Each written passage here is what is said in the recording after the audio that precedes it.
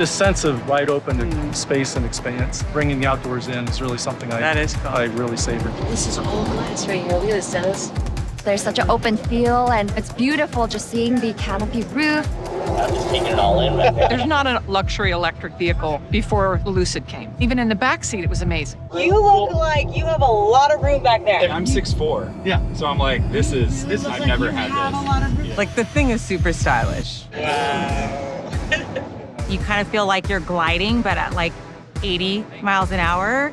I was up to 70-something. In that second. That is unbelievable acceleration.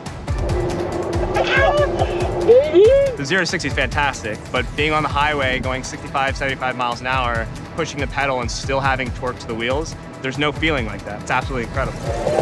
Holy Jesus. The cockpit experience is amazing. Very intuitive controls.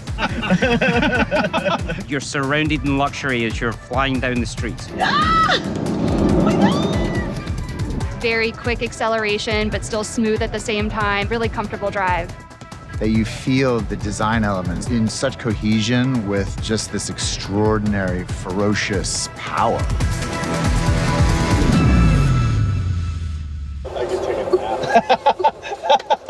It's a nice back seat.